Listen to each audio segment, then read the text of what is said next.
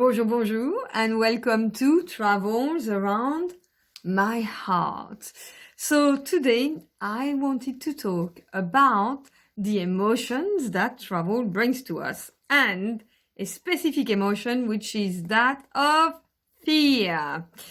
So in the last week or so, I have indulged into some research because I really wanted to find out what stops a lot of women from traveling on their own. Because I'm pretty I don't really think about what challenges I could face or what would make me stop from going to a country or why I wouldn't go anywhere I want if I was on my own. It's not within my way of thinking. But I've had several discussions with a few of my friends, and I thought, okay, that's fair enough. I'm going to do more research because I really want to be of service. And I want to put out some helpful information to help women who are fearful of going on their own try to really overcome that fear, because I don't see traveling on my own as a problem, and I really don't want anyone to see it as such either.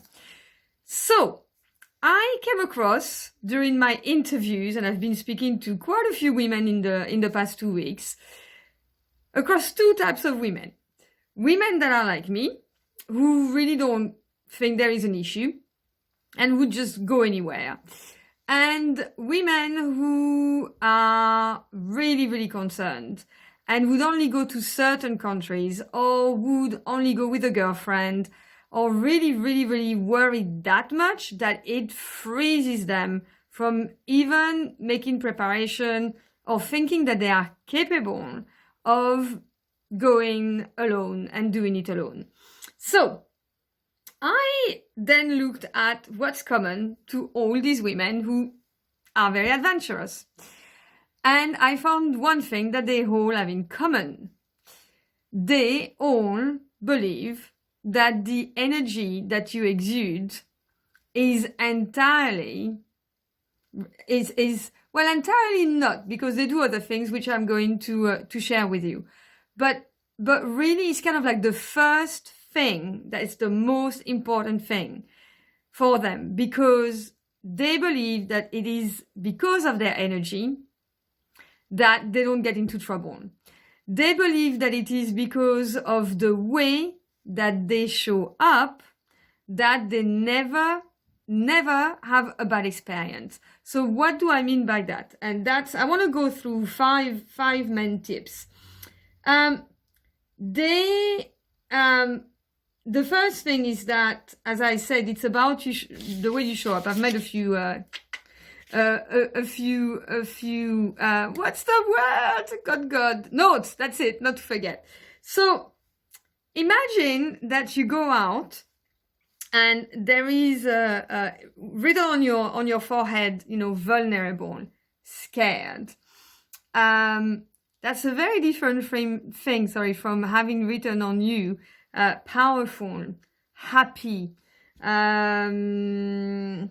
looking for some fun. Yes? And it really changes everything.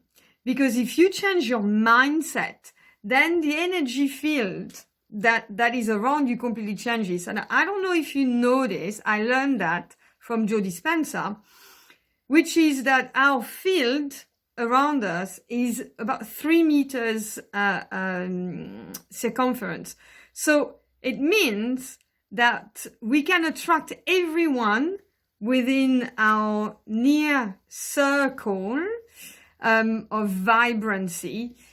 We can attract happy people, or we can attract very bad people. It really depends on how we feel. Now, I'm sure that you will have seen that if you're in a bad mood, you tend to attract arguments and other people that are in a bad mood, and that kind of creates a vicious circle. So it really is the same. If you set out in the evening to have a great time, then you will have a great time, because you will only attract people that connect with your energy, that want to have a great time. And it's very, very essential. So you cannot travel without or go out without intention of how you're going to show up. So that's the number one tip. The second thing that they all have is that they are all assertive. They really have no qualm about saying, this is what I want. And that means that they know their boundaries. They know what they want, and they know what they don't want. And I just wonder how many women out there, how many of you have taken the time to make a list about, okay, this is what I will accept and this is what I won't accept, especially from men, because that is really the biggest worry, is how I interact with men. So what's also very interesting is that when I spoke to the women that were afraid of going abroad on their own, they usually had problems communicating their boundaries with men in their own countries, not only abroad. So it's not a problem that appears when you travel. It's a problem that you have at home. So it could be that you're a mother and, your children are always asking and, for things and you just, you feel that there is no boundaries, and then you don't know how to just say, hey, that's not what I want. Yes. I want things to be like this and not like this. It can be, you can do that with a boyfriend, with a partner, at work. It's like, it always happens with people always demanding things or friends demanding things. So that is really the same, I would say the same approach. You must have boundaries because you must be able to say no. And as one of the girls that I interviewed told me, it is better to scream. So I'd rather the man that I'm in front of thinks I'm crazy than be hurt. So, don't try to be polite. Don't try to be a good girl. Don't try to not upset people, because in the end, when you come from a point or a mindset where you're more worried about upsetting people than you are worried about people upsetting you, that is the problem. Tip number 2. Tip number 3. Listen to your intuition. All these women had an amazing connection with their intuition. And their intuition appeared in different ways. I mean, we all know that women are supposed to have masses of intuition. So why is it that we don't listen to it? It's like we listen to it when we are in controlled environment and when we are at home, if we do, but we go somewhere and then suddenly all that intuition disappears. So it can't work like this. So we need to really connect with our intuition all the time. So some of the women feel that there is something that happens in their heart. Some others have their hands shaking, or they feel, the kind of, we call that in French little ants coming. Then through the guts as well. Or even one of the girls talked to me about her lips. Her lips starts making like this. Yeah, so she knows something is happening with her jaws and her lips, and she then knows that she needs to listen to her intuition. So you've got to trust yourself with your body. That's the third tip. But the fourth tip is that you need to trust yourself with your power of observation. So that when you are with people, and when you are, for example, with a man, or when you are around in a room, first of all, if you are on your own, you just look around and you find out who is the man, if you want to hook up with a man, who speaks really nicely to the waiters, who is maybe with friends and is really, really nice to them, who behaves really, really well. You also look at the way they look at you, because we all know that dangerous men have a very dangerous way of looking at us, and we feel naked. It's happened to me on several occasions. And you look at their eyes, because really you can say so much from a man's eyes. So don't be afraid of that. Yes. So that was my fourth tip. Now, tip number 5. Always be prepared and have an escape route. So it could be to have the telephone number of someone that's at the destination where you're going, and you can maybe get that through friends and family. Doesn't mean that you're going to call them, but just having the telephone number in the mobile phone is superbly important. Which leads me to say, when it comes to mobile phone, that the first thing that you do when you arrive at a destination is to get yourself a local SIM card.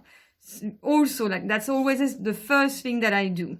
Or of course, with some mobile providers, you can phone, so that's not an issue. Then one more tip that I was given, especially for girls who stay in dorms, always and only stay in dorms that are girls only. Yes. And if you go out with the girls that are in your dorm, because you then know that you're forced to go back home together. Speak to other women when you go out. Just do a beeline for other girls that are hanging out. And also, if some men are paying attention to you, just tell them that you've been to that country many times, so you know a lot about it and you have a lot of local friends. And that really actually works very, very well. And then, the kind of obvious, you can say that you're married and etc. I mean, I've never had actually to use that. I'm very, very clear about the fact that either I have a partner or I'm single, and it never is an issue. So, I would love to address more of these challenges. So if you can tell me more about what kind of challenges you've encountered, then maybe I can help and put out another video about it. But to finish, I had a discussion this morning with one of my female colleague, who travels all over the world, and she does a lot of work in countries where a lot of women wouldn't go. And we were talking about all the things that she does, but we also spoke about, self-development and expanding yourself as part of traveling. And she was sharing with me that she took on an online course last year from a guy called Jesse Itzler. So he's the husband of Sarah Blakely, and I don't know if you know her, but she's the woman behind Spank. And this guy is an American entrepreneur. I actually listened to his podcast 10 days ago. He's on the School of Greatness with Lewis Howes. Really, really cool podcast. And on his online course, he explains to people, he reverse engineers everything. And he asks people, how old are you? So, let's say I'm about to become 50. So how many years do you have ahead of you of life expectancy? So I want to die at 120, but let's say that, I will be fully functionable until 100. I hope so. My grandmother is still alive and she's going to be 100 this year, actually. That is, people, 50 summers and 50 winters. So the point that I'm making is that it's not that many when you look at it like that. So are you going to listen to your fears? Or are you going to work something out so that you overcome them and can travel and make the most of your life? Because we are world citizens. So the world is out there for a reason. And it's not out there to not be explored. It is out there to be discovered and to connect with.